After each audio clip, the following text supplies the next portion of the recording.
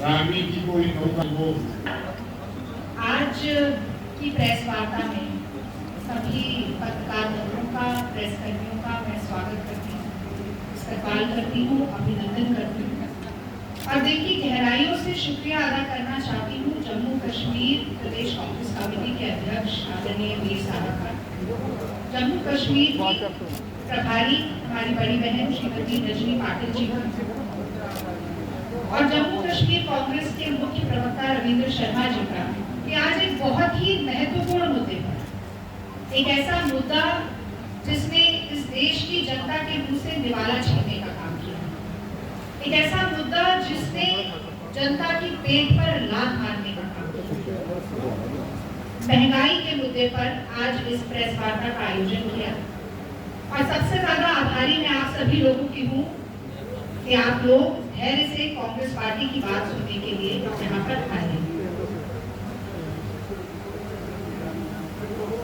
ये दाग दाग उजाला, ये शब नसीब शहर था इंतजार जिसका, ये वो शहर कभी है। तो 2014 में बहुत सब्ज बाग दिखाए गए, बहुत बड़ी बड़ी बातें की गई थी, बहुत बड़े बड़े वादे किए गए। याद होगा सब लोगों को, बहुत हुई महंगाई की मार, अच्छे दिन, मोदी है तो मुमकिन है, ये सभी नारे जो 2014 में नरेंद्र मोदी जी ने दिल्ली के सिंहासन पर काबिज होने के लिए दिए थे, वो आज कहीं न कहीं फीके पड़ गए हैं, खोखले पड़ गए हैं, बेमानी और बेमतलब। और यही कारण है कि महंगाई की बात तो हम सुन रहे हैं, बीच बीच में ऐसी खबरें आती रहती हैं। वो गाना भी आप लोगों ने अगर पीपली लाइव पिक्चर देखी हो तो उसमें गाना था कि सखी सनिया तो खूब ही कमात है, महंगाई डाइन खाए जा। तो पहले महंगाई थी तो कमाई भी थी। आज सूरत हाल देश का ये है कि मोदी राज में केवल और केवल महंगाई है, जनता की जेब कटाई है, चारों ओर लुटाई है और ठप पड़ी कमाई है।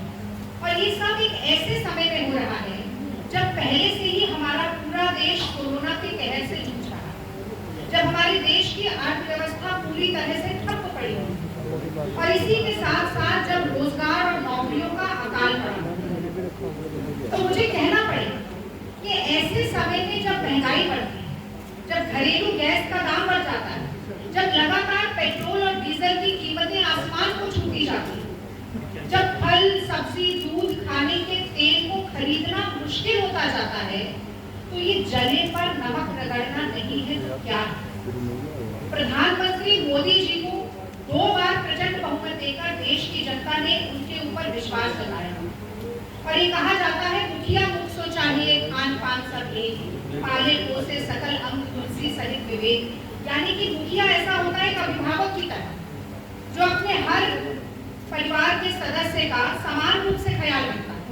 तो जनता की मदद करने के बजाय, जनता की जेब में कुछ पैसा डालने की बजाय, मैं याद दिलाना चाहती हूँ राहुल गांधी जी लगातार जब से पिछले साल हमारे देश पर कोरोना का प्रहार हुआ, वो लगातार कह रहे हैं कि जो रोज कमा के खाने वाला आदमी है, जो दिहाड़ी का मजदूर है, जो हाशिए पर खड़ा इंसान है, जो गरीब है, गुरबा है, उसके जेब में 6,000 रुपए डालकर न्याय करिए मोदी जी। तो एक्साइज ड्यूटी का पैसा मोदी जी अपनी जेब में ले लेते हैं, पर जनता की जेब लगातार काटने का काम कर रहे हैं। इसीलिए बहुत जरूरी था कि आज महंगाई के मुद्दे पर आकर हम आपसे बात करें और इसीलिए कांग्रेस पार्टी ने ये मुहिम उठाई है कि देश के तमाम प्रमुख शहरों में, देश की तमाम राजधानियों में कांग्रेस के वरिष्ठ नेता और कांग्रेस के प्रवक्ता जाकर आप सभी के माध्यम से महंगाई पर सवाल पूछने का काम कर रहे हैं और मोदी सरकार को कटघरे में खड़ा करने का काम कर रहे हैं। मैं समझती हूँ कि ये मुहिम बहुत जरूरी थी, आज यहाँ से शुरुआत।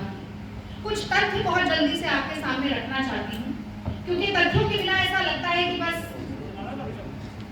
थोड़ी सी लफाजी करके चले गए। हालांकि लफाजी और मन की बात करने का काम मोदी जी का है, हम तो जन की बात करते हैं। तो देखिए एक संस्था है centre for monitoring Indian economy यानी कि CMIE, उसने कुछ चौंका देने वाले आंकड़े प्रस्तुत किए हैं। यूपीए सरकार के कार्यकाल के दौरान 27 करोड़ लोगों को हम गरीबी रेखा से ऊपर लेकर आए और मोदी राज में 23 करोड़ लोग वापस गरीबी रेखा के नीचे चले गए। कहते थे मोदी जी कहाँ तो तय था चरागा हरेक घर के लिए, कहाँ चराग मैसर नहीं शहर के लिए। तो 2 करोड़ नौकरी सालाना देंगे और पिछले साल केवल 2 महीने में 2 करोड़ नौकरियां चली गई, यानी अप्रैल और मई 2020 में देश में 2 करोड़ लोग बेरोजगार। 97% लोग हमारे देश के ऐसे हैं जिनके पिछली 1.5 साल में आय कम हुई, आमदनी कम हुई, जेब में पैसा कम आया। इसी के साथ साथ प्रोविडेंट फंड का 1,25,000 करोड़ रुपया लोग निकलवा चुके हैं। प्रोविडेंट फंड यानी कि आदमी सोचता है कि बेटी की शादी होगी तब उस पैसे का इस्तेमाल किया जाएगा, ये भी सोचता है कि मकान बनाएंगे तब इस्तेमाल करेंगे, या रिटायरमेंट के बाद अपनी सुरक्षा के लिए, वो सारा पैसा निकाला जा चुका है। मोदी जी स्वयं जब देश की बात करने के लिए आए थे कुछ दिन पहले, तो उन्होंने कहा कि 80 करोड़ भारतीयों को 5 किलो राशन देंगे, यानी कि ये हाल हो गया है देश का कि 80 करोड़ लोग 5 किलो राशन के मोहताज हो गए हैं। इस स्तर पर लाकर मोदी जी ने छोड़ दिया। ये पृष्ठभूमि मैंने आपको इसलिए बताई कि देश बदहाली के दौर से गुजर रहा है, गरीबी के दौर से गुजर रहा है, और ऐसे समय में मदद के बजाय लोगों की जेब से पैसा निकालने का काम मोदी जी कैसे कर रहे हैं, ये भी मैं जल्दी से आप लोगों को बता दूं। तो 1 जनवरी 2021 से 11 जुलाई 2021 के बीच में मोदी जी ने पेट्रोल और डीजल के दाम 65 बार बढ़ा। अब आप सभी मीडिया कर्मी भी हैं, किसी कोई स्कूटी से आता होगा, कोई मोटरसाइकिल से आता होगा, कोई कार से आता होगा, आवागमन करता होगा, खासतौर से जो हमारे रिपोर्टर भाई हैं सारे, उनका तो सुबह से शाम का काम। 200 शहर ऐसे हैं जहां पर पेट्रोल की कीमत 100 से ऊपर पहुंच गई। किसकी जेब पर फर्क नहीं पड़ा, नहीं जानना चाहते। और इसी के साथ साथ एक्साइज ड्यूटी बढ़ाकर मोदी सरकार ने 25 लाख करोड़ का मुनाफा पिछले 7 सालों में कमाया, यानी कि जनता को हम कह रहे हैं कि 6,000 रुपया दे दीजिए, वो देने के लिए नहीं, 25 लाख करोड़ रुपया अपनी जेब में भरने के लिए, सेंट्रल विस्टा पर 20,000 करोड़ रुपया खर्चने के लिए, 8,500 करोड़ का अपना पर्सनल प्लेन खरीदने के लिए है, और छोड़िए 10 लाख रुपए का अपने ही नाम की कढ़ाई वाला सूट पहनने के लिए पैसा है। लेकिन गरीब जनता को 6,000 रुपया देने के लिए मोदी जी के पास पैसा नहीं। एक और मैं दिलचस्प बात आपको बताना चाहती हूँ कि ये एक्साइज कलेक्शन 2014-15 में 1,72,000 करोड़ और वो बढ़कर 4,53,000 करोड़ रुपया। लगातार एक्साइज ड्यूटी से पैसा बढ़ाने का काम मोदी सरकार कर रही है। हमारे समय पर 2014 में जब हमारी सरकार थी, कांग्रेस की, यूपीए की सरकार थी, तो अंतरराष्ट्रीय बाजार में प्रति बैरल $108 का दाम था। तब 71 रुपए का पेट्रोल था, 57 रुपए का डीजल था, 108 रुपए प्रति बैरल यूएस डॉलर। आज औसतन 45 से 50 यूएसडी पर बैरल का रेट चल रहा है और हम 100 रुपया दे रहे हैं, यानी कि जब दुगना दाम था तब हम 71 रुपए दे रहे थे, अब आधा दाम हो गया है तब हम 100 रुपए दे रहे हैं। तो इस बीच की जो मुनाफाखोरी है, मैं समझती हूँ एक बहुत ही निर्दयी सरकार, एक बहुत ही निष्ठुर सरकार और एक ऐसी सरकार जो अपने देश के लोगों के प्रति कोई संवेदना नहीं रखती है, वो ऐसे आपदा में अवसर खोजने का काम कर सकती है और वो इस तरीके की मुनाफाखोरी का काम कर सकती है। अब मैं महिला हूँ, गृहिणी हूँ, मेरे भी घर का अपना बजट है, और जब रोजमर्रा की जरूरत की चीजों में 42% का उछाल आता है कीमत, तो मेरा भी बजट बिगड़ जाता है। हर महिला जो अपने घर में बचत कर करके बजट बनाती है, फिर उसमें से कुछ बचाती है और फिर वो अपनी जरूरत के समय के लिए जोड़ कर रखती है, आज वो खून के आंसू रो रही है। कोई ऐसी गृहिणी नहीं होगी जिसको आज अपना बजट बनाने में दिक्कत ना हो रही।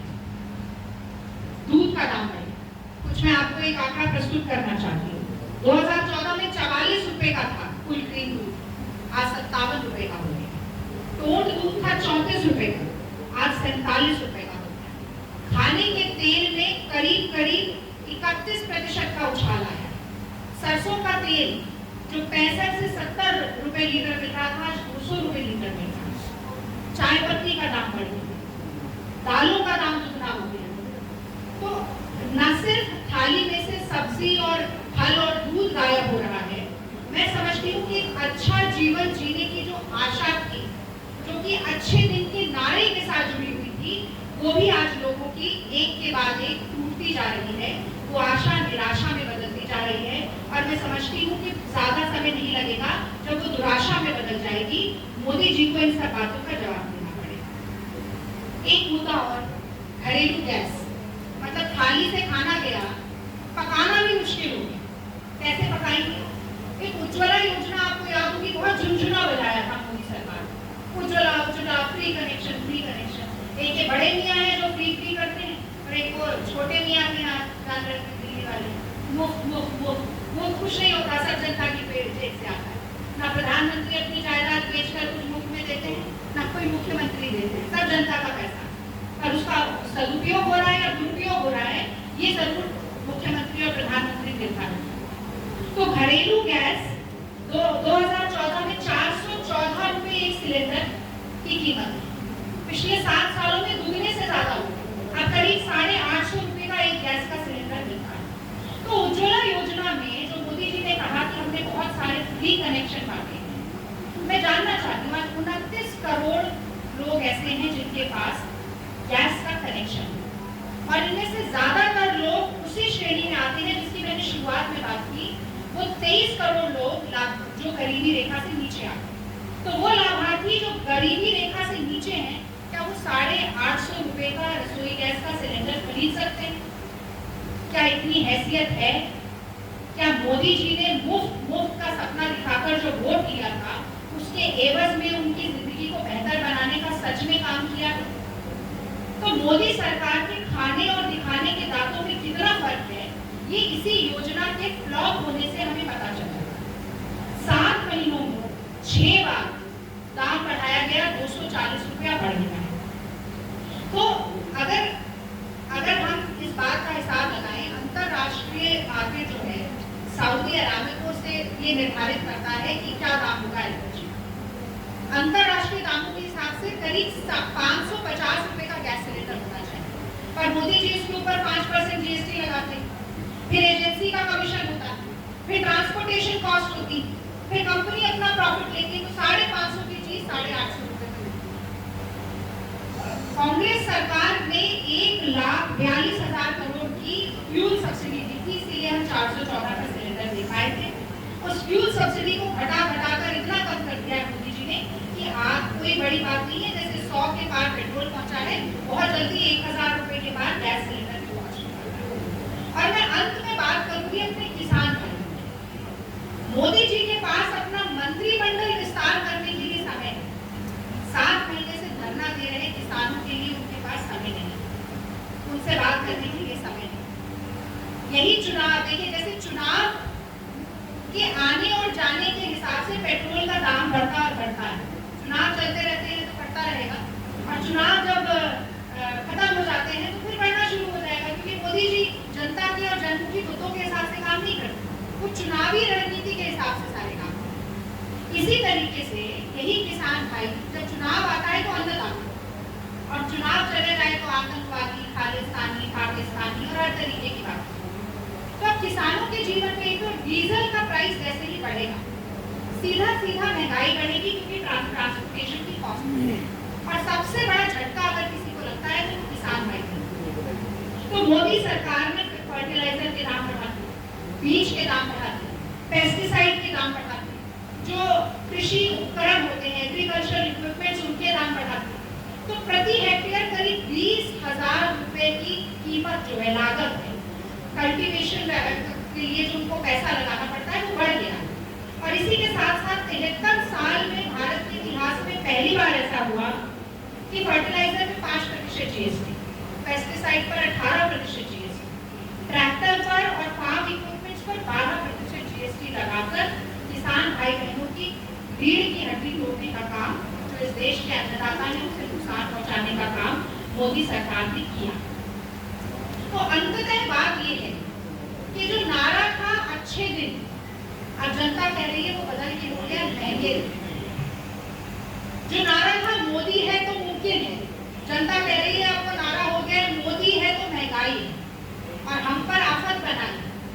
ऐसे ऐसे समय में जब जनता को मदद के हाथ की जरूरत है, जब सरकार के साथ की जरूरत है, तब मोदी सरकार से उत्पीड़न, प्रताड़ना और शोषण के अलावा कुछ नहीं करती।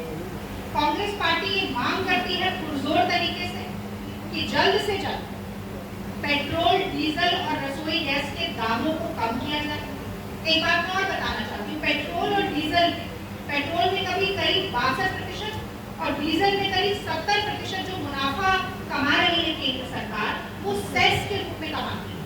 And cess proceeds are never shared with the state government. Cess का जो मुनाफा है वो प्रदेश सरकारों को कुछ नहीं देना पड़ता, उसका सब कुछ मोदी सरकार की जेब में जाता है। तो इस मुनाफाखोरी में कटौती की जाए और जनता की मदद के लिए जो न्याय राहुल गांधी जी ने मांगा था, उस न्याय पर अमल करना पड़ेगा।